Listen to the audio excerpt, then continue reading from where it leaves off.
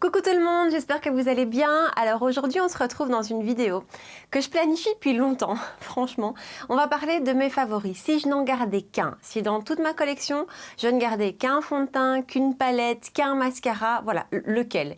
Bon alors après je triche un petit peu parce que je vais vous faire si je n'en gardais qu'un version luxe, si je n'en gardais qu'un en version petit prix, et pour certains produits qui existent dans des textures un peu différentes, comme par exemple un bronzer, mais si je ne gardais qu'un bronzer crème. Donc voilà, je triche quand même un petit peu, mais quand même, les produits dont je vous parle aujourd'hui, c'est si je devais me séparer de tout, qu'est-ce que je garderais vraiment si je n'en gardais qu'un? Alors, ça évolue clairement. Je pense que je devrais vous faire cette vidéo une fois par an en fait, pour un petit peu voir l'évolution parce que ma collection change, mes goûts changent aussi et donc ce qui est là aujourd'hui ne sera peut-être pas le même dans 6 mois forcément. Mais donc voilà, donc on va attaquer tout de suite. Je vais essayer d'aller plus ou moins dans l'ordre, hein, quoique. Et on va commencer avec les bases. Si je n'en gardais qu'une, laquelle? En petit prix, ce serait ceci de chez ELF, dont je vous parle pour le moment franchement souvent. Cette base qui n'en est pas une, c'est la Oil Control Liquid Lotion de chez ELF. J'adore ce truc. Franchement, ça, en fait, elle a surtout un pouvoir par rapport à ma production de sébum. Donc c'est vraiment ça qui fait la différence et qui fait pour moi une grosse différence. Je l'utilise, mais je l'ai encore utilisé aujourd'hui. Je l'utilise vraiment, vraiment beaucoup. Et donc voilà, si je ne devais garder qu'une base, et encore une fois, ce n'en est pas une, ce serait ceci. En plus, c'est un produit qui est hyper démocratique. Je crois qu'il coûte 9 € prix plein et là, il était en promo il n'y a pas longtemps. Enfin, voilà. Et on a 60 ml, si je ne me trompe pas, de produits à l'intérieur. Je ne sais plus, mais je pense que c'est ça. Donc, voilà. Ça, c'est un produit que j'adore. Alors, pour la version luxe, j'ai eu beaucoup de mal. D'abord, il y a celle de chez Guerlain, l'essentiel que je n'ai plus maintenant puisque je l'ai terminée. Ça aurait pu être celle-là. Honnêtement, ça aurait pu être celle-là. J'ai très très fort hésité. Mais aujourd'hui, je retiens vraiment celle-ci que j'utilise de nouveau beaucoup pour le moment et que je trouve absolument parfaite. C'est la touche éclat Blur Primer de chez Yves Saint Laurent. Alors en plus, je vous parle de celle-ci, mais celle-ci telle qu'elle n'existe plus. Je ne sais pas pourquoi. Yves Saint Laurent l'a discontinuée. Elle existe toujours, donc la Blur Primer existe. C'est une transparente. Je ne l'ai jamais testée. Je la testerai après celle-ci parce que j'aime tellement celle-ci que voilà, j'espère retrouver les mêmes qualités dans l'autre que dans celle-ci.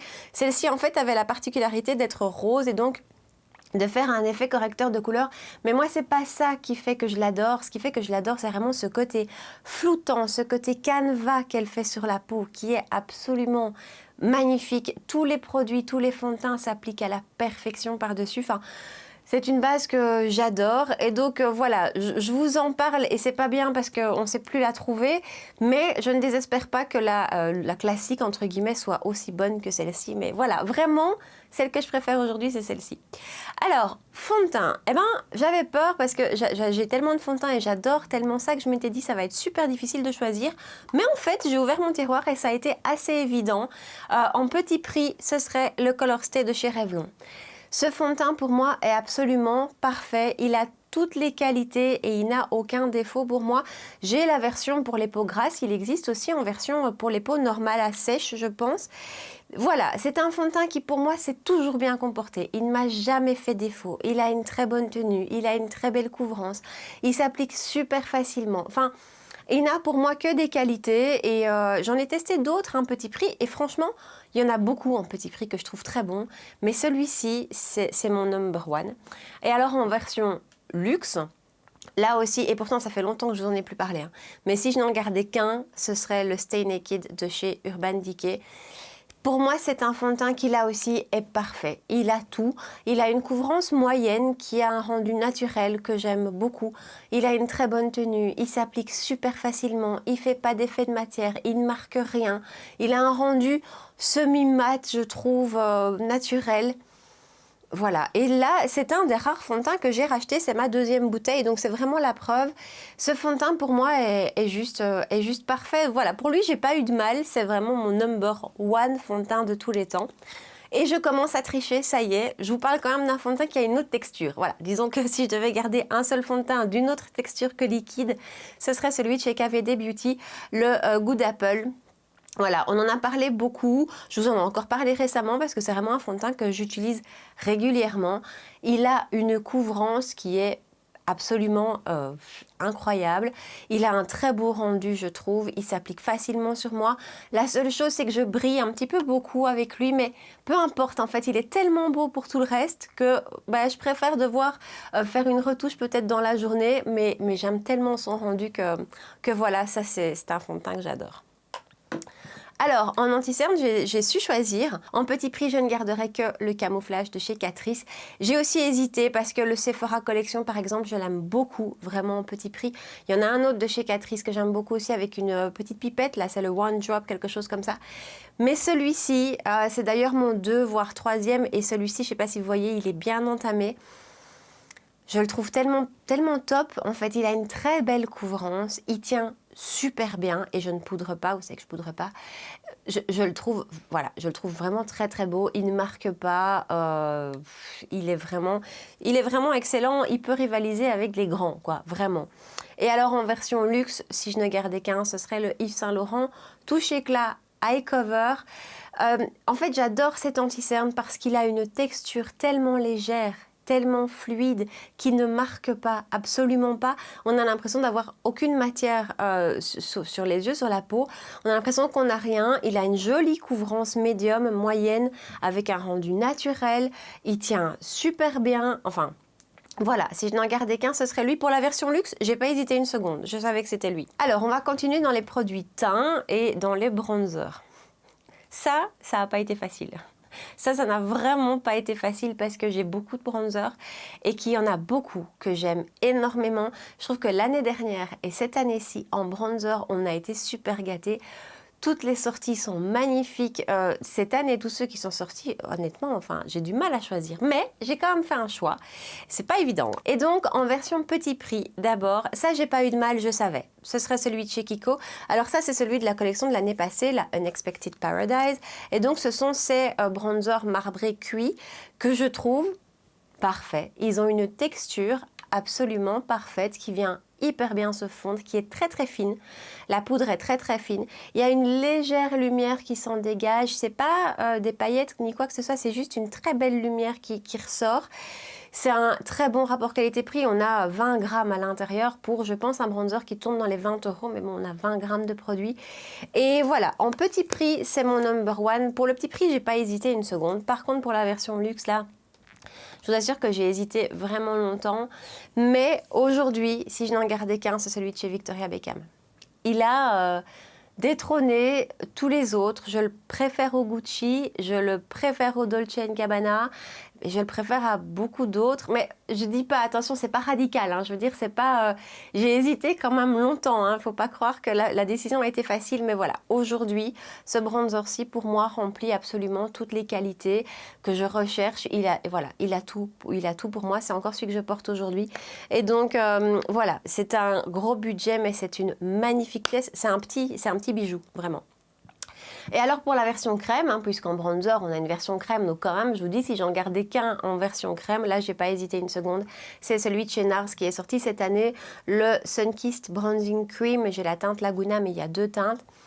Il a détrôné, et là par contre de loin, tous les bronzer crème que je pouvais avoir, le Chanel, enfin voilà, tous les bronzer crème que je pouvais avoir sont passés largement derrière.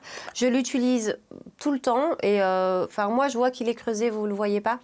Mais on a quand même pas mal de quantité, on a 19 grammes à l'intérieur, on va aller longtemps avec ça. Donc c'est pas donné, mais en même temps on n'est pas volé, on a de la matière. Et de toute façon, la qualité de ce produit est exceptionnelle, je trouve. La texture est fondante, elle est pigmentée, elle vient vraiment épouser la peau, se fondre à la peau, on dirait qu'on n'a rien sur la peau. Enfin voilà, ça c'est ma plus belle découverte bronzer crème depuis longtemps. Alors on va passer au blush et là par contre ça a été très très compliqué. Alors si je n'en gardais qu'un de blush, si vous me connaissez un petit peu, je pense que vous vous doutez, ce serait les Glow Play Blush de chez MAC. On n'est pas sur un bronzer poudre, on n'est pas sur un bronzer crème, c'est vraiment une texture entre les deux. C'est une crème qui va se transformer transformé en poudre, mais c'est pas une crème grasse. C'est pas un blush crème gras comme les Fenty, comme le Stila. Je les adore, hein. Je regrette qu'ils soient pas là. Voilà. Mais celui-ci, c'est entre les deux et ce sont mes blushs favoris. Je ne sais pas pourquoi, mais j'adore absolument cette texture. Je trouve qu'elle donne un rendu hyper naturel, hyper fondu. C'est bien pigmenté, ça se travaille super bien, ça tient bien. La gamme de couleurs qui existe dans cette série-ci, je la trouve juste parfaite. Il y en a pour tout le monde. Voilà, les Glow Play Blush de MAC sont mes blushs favoris, number one. C'est d'ailleurs, je les ai toujours à côté de moi. Et ils sont sortis depuis un petit bout de temps maintenant. Et malgré tout, ça reste mon number one. Ça reste mon produit favori que j'utilise.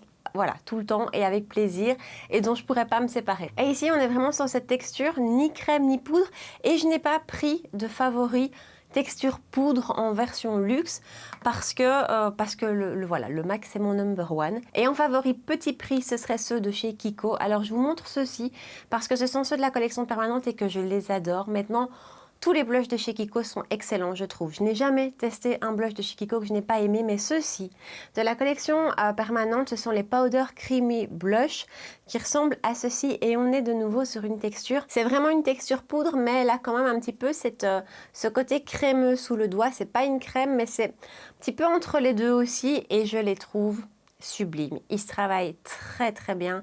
Ils viennent aussi se fondre. Ils laissent aucune texture sur la peau. Vraiment, je les trouve incroyables ces blushs. On n'en parle pas beaucoup et pourtant ils sont vraiment exceptionnels. Après je vous dis, tous les blushs de chez Kiko je trouve sont très bons, mais ceux-ci je les trouve top. Et alors en version liquide dans les blushs, si je n'en gardais qu'un, et là c'est une découverte toute récente, ce serait ceux de chez Lisa Eldridge. Je n'ai jamais testé une texture comme celle-ci et pourtant des blushs crème j'en ai testé beaucoup et en fait en préparant cette vidéo d'aujourd'hui je me suis rendu compte que pour les blushs vraiment mes favoris, mes préférés, j'allais toujours vers des textures crème ou liquide. Spontanément c'est ce que je préfère et donc voilà, je veux dire j'en ai testé beaucoup, j'en ai beaucoup dans mes tiroirs, mais les Lisa Eldridge sont, je trouve, exceptionnels. Ils ont vraiment une texture complètement fondante, complètement ultra fine et pourtant quand moi je l'applique sur ma main d'abord et la texture est un petit peu épaisse, mais dès qu'on vient le travailler, elle est d'une finesse incroyable, ça vient vraiment se fondre, c'est hyper bien pigmenté et en même temps on sait tout à fait le construire, donc on sait en retirer quelque chose de subtil. Bref, ce sont devenus mes blushs crème favoris de tous les temps. Donc voilà, Lisa Eldridge, celui-ci, je l'adore. Alors, catégorie highlighter. Alors là, en highlighter, si je n'en gardais qu'un en version luxe, ce serait celui de chez Charlotte Tilbury, le Beauty Light Wand en teinte Pillow Talk particulièrement. Cette teinte-ci est très très belle. C'est un champagne un petit peu rosé. J'adore en fait ces produits parce qu'ils sont extrêmement fins. En highlighter, je préfère les textures liquides. Je trouve qu'elles sont, elles marquent moins, elles mettent moins l'emphase qu'un highlighter poudre. J'ai quand même de la texture de peau et donc je préfère toujours un highlighter liquide et celui-ci est magnifique avec un rendu, un beau glow. C'est quelque chose qui se voit quand même mais qui n'est pas trop, c'est pas flash, il n'y a pas de paillettes. C'est mon highlighter préféré et surtout cette teinte Pillow Talk. Et alors en petit prix, ce serait le Skin Lights de chez Revlon. Je vous en ai parlé il n'y a pas longtemps. Ce produit a été une vraie révélation, une vraie découverte. Révélation, j'exagère. Une vraie découverte, vraiment. C'est un highlighter qui est tout en finesse, qui donne lui aussi un beau glow naturel, qui vient vraiment se fondre, qu'on peut construire aussi. Franchement, même entre les deux, honnêtement, maintenant, si je devais choisir, celui-ci, il a cette teinte que j'aime particulièrement, mais franchement, je le trouve génial, le Revlon. Alors pour terminer avec le teint, on va parler poudre de finition. Et franchement, si je devais en garder qu'un, point barre, sans vous parler luxe, petit prix et tout ça, ce serait la Catrice ID, la Clean ID de chez Catrice. Voilà, cette poudre-là est devenue pour moi mon indétrônable, ma number one. Donc si je n'en gardais qu'un tout court, ce serait elle. Elle est juste parfaite, elle vient flouter les pores, elle vient complètement fondre tout le make-up, elle vient donner vraiment ce côté fondu. Enfin, elle efface toutes les démarcations qu'il peut y avoir. Je vous dis, elle floute les pores. J'ai même l'impression parfois qu'elle apporte une certaine couvrance entre guillemets, mais pas vraiment. Disons qu'elle unifie vraiment le teint, je trouve magnifique. Et en plus, elle est efficace d'un point de vue matité, donc cette poudre-ci est pour moi ma préférée.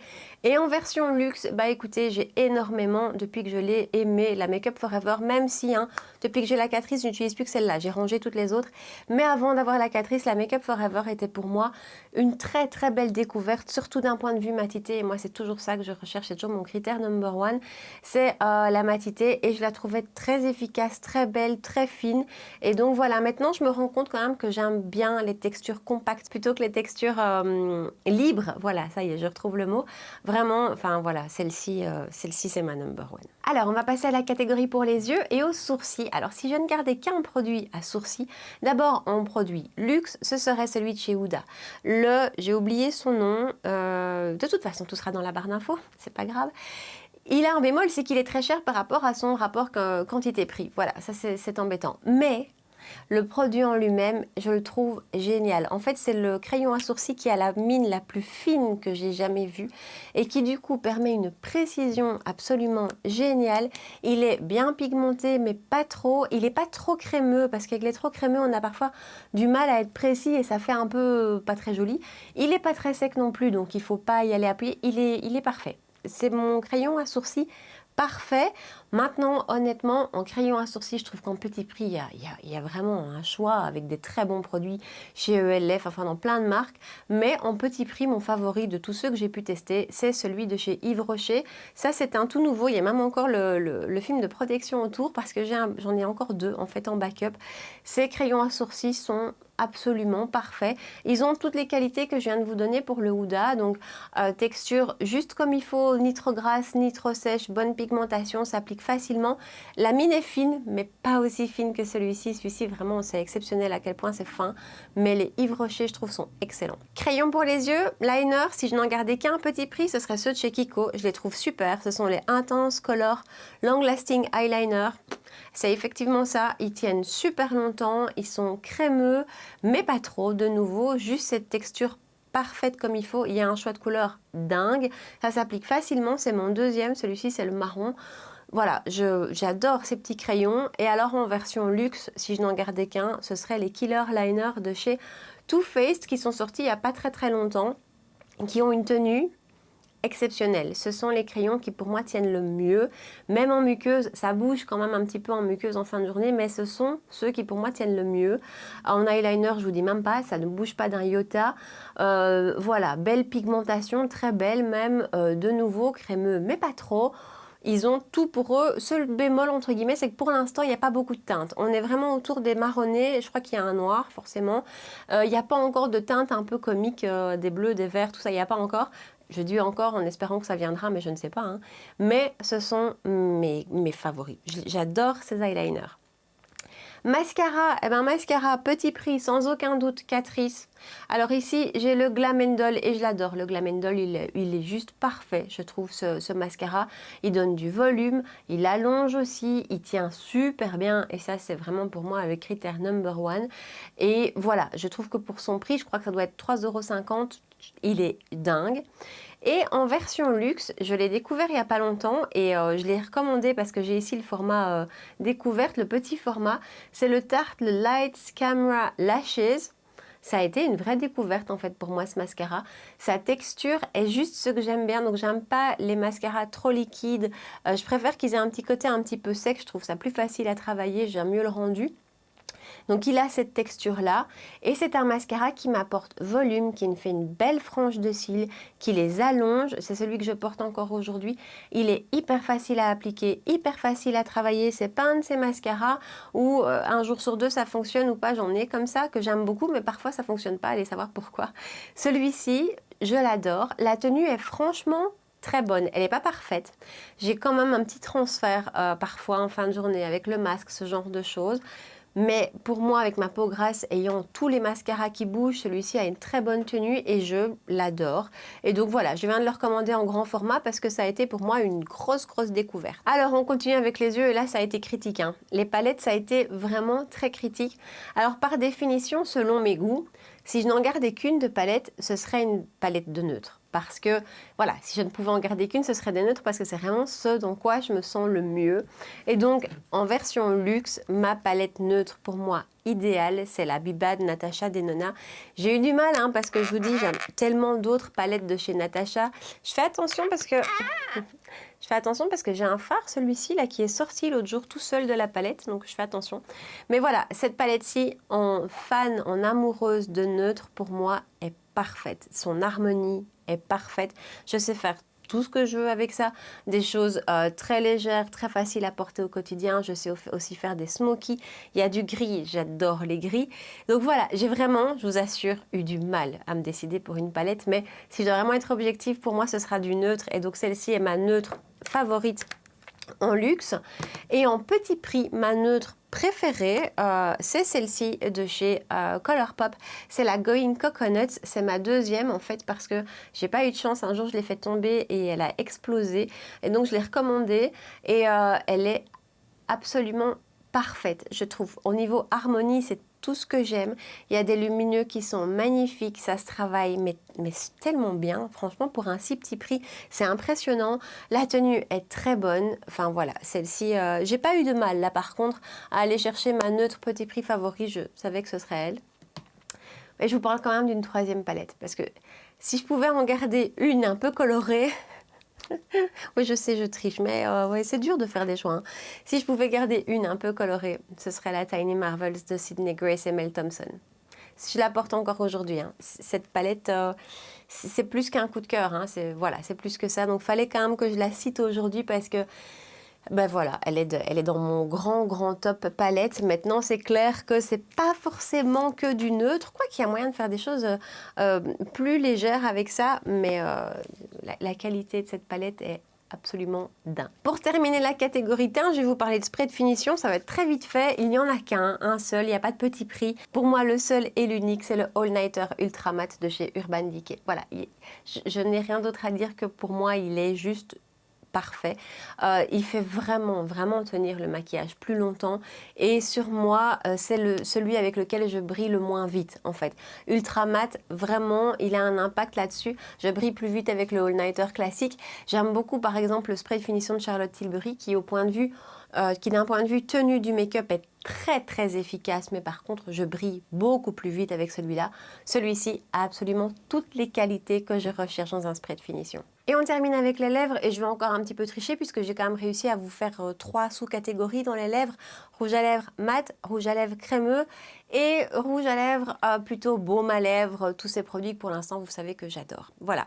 Alors en rouge à lèvres mat, si je n'en gardais qu'un en version luxe, ce seraient ceux de chez Lisa Eldridge. Voilà, pour moi, ce sont les meilleurs mats qui existent, en version luxe en tout cas. C'est une texture qui est hyper pigmentée. En un passage, la lèvre est recouverte et de manière tout à fait uniforme et homogène. C'est une texture qui n'est pas du tout asséchante. Donc on a des mats quand même qui ont ce côté asséchant, parfois certains plus, certains moins, mais un mat c'est quand même souvent moins confortable qu'un crémeux, pas ceux de chez les Aldridge, ceux-ci sont totalement imperceptibles, ils ont une très bonne tenue, enfin voilà, au niveau mat, pour moi ceux de Lisa Eldridge sont loin devant. En petit prix, en mat, ceux-ci pour moi sont les meilleurs et pourtant je n'en ai plus parlé depuis longtemps et je les utilise beaucoup. Je revérifiais le nom, ce sont les Color Rich Ultra Matte de L'Oréal. Honnêtement, ils sont excellents. Alors, il y a ceux de chez Kiko que Kiko a sorti à la collection de Noël. Je vous en parle pas maintenant parce que on ne les trouve plus. C'est pas dans la collection permanente. Et pour moi, ils se rapprochaient très fort d'Elisa Eldridge au niveau texture, mais ils n'existent plus pour l'instant. En tout cas, ceux de chez L'Oréal sont parfait et on se rapproche aussi de cette texture d'un mat qui n'assèche pas du tout la lèvre, qu'on ne sent pas, qu'on ne voit même limite pas. Je veux dire, ça ne laisse pas d'épaisseur, c'est tellement beau, c'est hyper bien pigmenté, ça tient bien. Enfin voilà, en mat petit prix, ceux-ci je les trouve exceptionnels. En crémeux, mes crémeux favoris sont ceux de chez Charlotte Tilbury. Voilà, de tous mes rouges à lèvres, c'est vraiment ceux que j'utilise le plus et qui je trouve ont toutes les qualités d'un crémeux, entre la tenue, la pigmentation, la facilité d'application. Je trouve qu'ils ont tout pour eux, donc voilà, j'aime beaucoup la gamme de couleurs aussi qui existe. Donc si je ne gardais qu'un crémeux, ce serait ceux de chez Charlotte Tilbury. Je vous parle pas de la teinte parce que ça dépend vraiment de la saison, mais en tout cas au niveau texture, pour moi mes crémeux favoris en luxe, ce sont ceux-ci. Et alors en crémeux petit prix, je ne sais même pas si vous en avez déjà parlé, et pourtant c'est un rouge à lèvres qui est souvent dans mon sac à main. Ce sont les, je sais même plus comment ils s'appellent, ce sont les Lip Stories de chez Sephora Collection. C'est la teinte Spring Break que j'ai ici, mais enfin peu importe. Donc ils se présentent dans ces petits packaging en carton.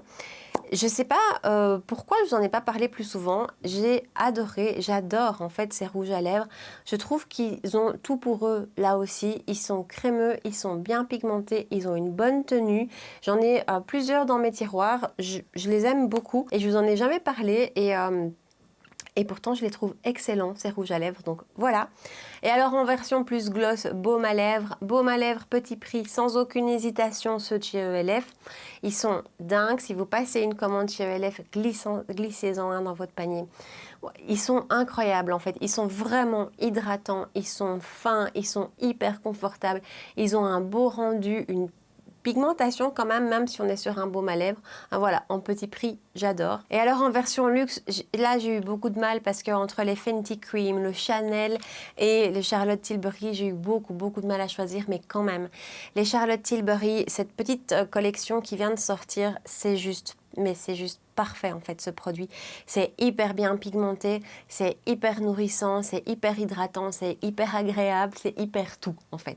Voilà, pour moi c'est un produit qui est juste parfait. La gamme de couleurs est très belle, ça s'applique facilement. Voilà, en baume luxe, c'est mon préféré. Et pourtant, je vous dis, ça n'a pas été facile parce que j'adore le Chanel, le Coco Bloom, il est top, les Fenty Cream, j'adore. Mais celui-ci a quelque chose de plus. Et donc voilà, si je n'en gardais qu'un, ce serait celui-là, mais ça n'a pas été facile. Et donc voilà, on est au bout de ma vidéo, un petit peu récap. En fait, je pense que je vais essayer de vous faire ça une fois par an pour voir un petit peu comment les choses évoluent. Je vous assure que ça n'a pas été évident parce que j'ai beaucoup de make-up, je suis une vraie fan, je suis une vraie passionnée et que faire des choix comme ça, c'est pas facile. Mais tous les produits dont je vous parle aujourd'hui, si je n'avais pu garder que, je serais pas déçue parce que ce sont des produits qui sont magnifiques, que j'adore. On se rend compte aussi qu'en petit prix, il y a vraiment des pépites. Par exemple, quand je pense à cet highlighter-ci, c'est un mini prix et je le trouve mais exceptionnel même par rapport aux versions luxe, et tous les produits petit prix dont je vous ai parlé aujourd'hui peuvent pour moi sans aucune gêne rivaliser avec les produits luxe dont je vous ai parlé aujourd'hui. Donc voilà, c'était pas des choix par dépit, c'est vraiment des très beaux produits petit prix, et alors voilà, des beaux produits luxe aussi que j'adore. Donc voilà, j'espère que cette vidéo vous a plu. Dites-moi ici en bas dans les commentaires si pour vous ce serait aussi difficile de devoir choisir, si vous êtes déjà posé la question en vous mettant devant votre make-up et vous dire tiens, si j'en gardais qu'un, je garderais quoi? Dites-moi ça ici en bas, n'hésitez pas à me partager, c'est toujours un vrai plaisir de papoter avec vous. On discute ensemble sur Instagram, donc vous pouvez aussi me rejoindre là-bas. Si vous avez passé un bon moment et si vous avez aimé cette vidéo, vous pouvez me laisser un petit pouce ici en dessous, un petit pouce bleu. Et puis enfin, si ce n'est pas encore fait, vous pouvez aussi vous abonner à ma chaîne. On se retrouve 2 fois par semaine, les mercredis et dimanches soirs à 19 h pour des vidéos make-up. Voilà, en attendant, je vous souhaite une super belle soirée et je vous dis à très bientôt. Ciao!